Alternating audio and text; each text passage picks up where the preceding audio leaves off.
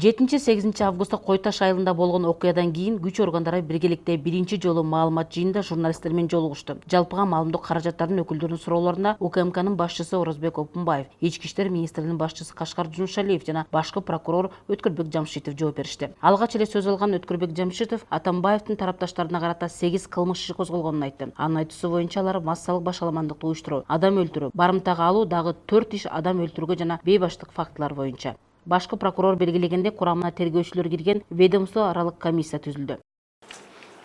2019 жылдын 8 августунда башкы прокуратура тарабынан тергөөнүн амалдарын жүргүзүү үчүн атайын тажрыйбалуу тергөөчүлөрдөн ведомстволор аралык тергөө тобу түзүлгөн.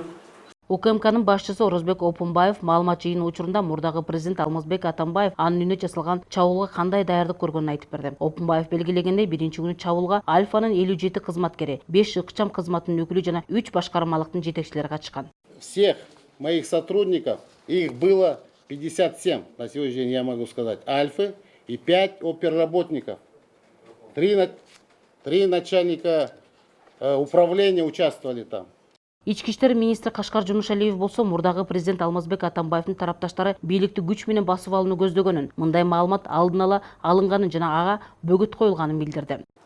Өзүңүздөргө белгилүү болгондой, эртеси коргоо кеңеши өткөндөн кийин баардык болгон окуяны талдап, ошондой эле алып аткан маалыматтар менен иштеп, Атамбаев мыйзамдыкты сактоонун ордуна, тартипти сактоонун ордуна кайра элди саат 4-кө форумга чакырып, атайын пландарды түзүп, бийликти алып шаарды тоноого аракет жасады. 8 август күнү аларды мыйзамдардын бузуусун токтотуу үчүн, коомдук тартипти ордуна келтирүү үчүн мен ички иштер министри катарында операция өткөрүү үчүн чечим кабыл алып, өзүбүздүн атайын кызматкерлер менен Кой Ташка барганга туура келди. Улуттук коопсуздук боюнча мамлекеттик комитеттин төрагасы Орозбек Опунбаев өлкөдө төңкөрүш жасаш үчүн Алмазбек Атамбаев кан төгүшү керек болчу деди. Ал эми Алмазбек Атамбаевди тергөөгө мажбурлап алып келүү УКМКга тапшырылганын жана ал мыйзамдуу болгонун кошумчалады. Кровь ему нужна была для того, чтобы совершить госпереворот, уважаемые друзья. Я открыто это официально заявляю. Умысел его. Поэтому было принято решение оптимально в рамках закона провести его принудительный привод. Данное постановление было поручено нам, Госкомитету национальной безопасности, по закону. Мурдагы президент Алмазбек Атамбаевга киши өлтүрүү, куралды мыйзамсыз жүгүртүү, массалык башаламанды уюштуруу деген бир нече оор берилер боюнча кылмыш иштери козголду. 19 жылдын 1 августунда Кой Таш айылында окуялар боюнча жалпы 8 факты боюнча кылмыштардын жана жоруктардын бирдиктүү реестринде массалык башаламандык боюнча 1 жазык иши, киши өлтүрүү боюнча 1 жазык иши, барымтага алуу боюнча 1 жазык иши, эң баштык боюнча 1 жазык иши, киши өлтүрүүгө аракеттенүү боюнча 4 жазык иши катталган.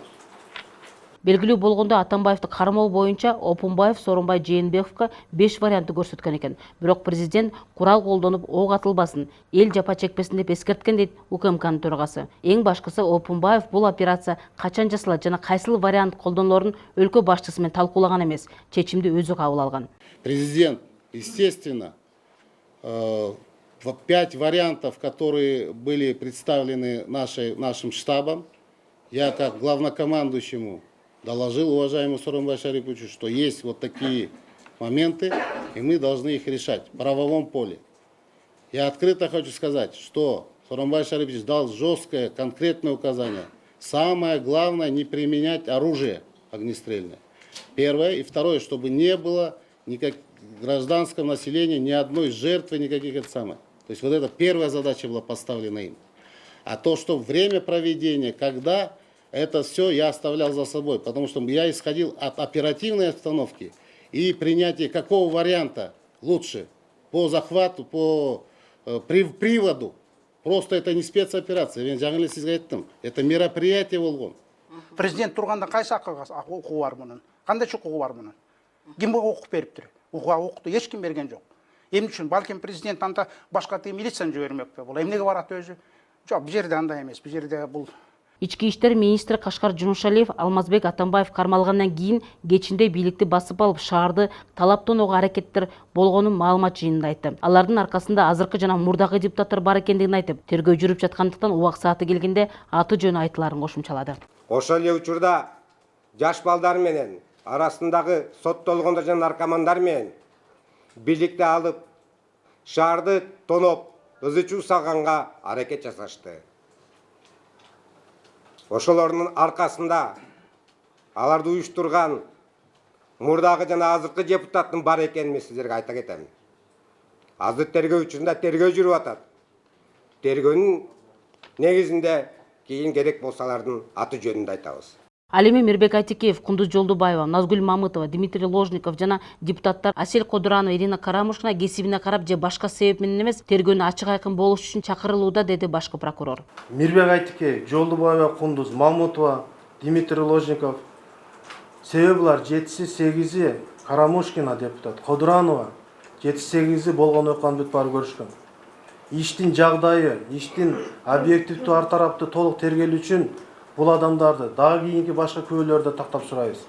Булар биз как журналист катары эмес, как бир саясатчы эмес, бир көз карашы үчүн, бир айткан сын пикир үчүн эмес, иштин 7-8-деги жагдайды толук аныктап, тактап, бир юридикалык ошону уюштуруучуларды, аткаруучуларга бир аракеттерине юридикалык баа берүү үчүн будан башка да күбөлөр чакырып суралат. Жыйындын жүрүшүндө белгилүү болгондой, Альфа түзүмүнүн жоокери Үсөнбек Ниязбековду өлтүрүш үчүн атайын жүрөк ачышкан, деди Опунбаев. Буга соттук медициналык экспертизанын жыйынтыгы далил. Значит, судебная медицинская экспертиза показала, что Ниязбекову стреляли прямой, прямо в сердце, под бронежилет. То есть выстрел был сделан специально на убой, на поражение, уважаемые друзья, я хочу сказать. Никакого, мог бы стрельнуть и в ногу, в руку, чтобы предупредить. Нет, именно стрельба именно на поражение, в сердце. Усен погиб сразу. Абдил Сегизбаев болсо ички иштер министринин тергөө кызматына сурак берип чыкты. Ал 7-8 август күндөрү Кой Таш айылында болгон окуялар боюнча сурак алынганын, тергөөнүн ага карата суроолору болсо келип көрсөтмө берүүгө даяр экендигин айткан. Сегизбаев Кой Таштагы окуяга байланыштуу 11 августта да суракка чакырылган. Ал 7 августта мурдагы президент Алмазбек Атамбаевди кармоо боюнча УКМКнын биринчи операциясы учурунда бутуна жаракат алганын билдирип келет. Бирок ал ок жегени УКМКнын төрагасы четке какты. Ну, ранение, то, что да, ребята, там вот то, что Сигизбаев там себя там лежал, якобы в ногу там застрелили и так далее, лежал там, умирал, это показывал свою видимость. Никто его не стрелял, он сам где-то ударился, убегал когда. И у него там синяк был, и все, по большому счету.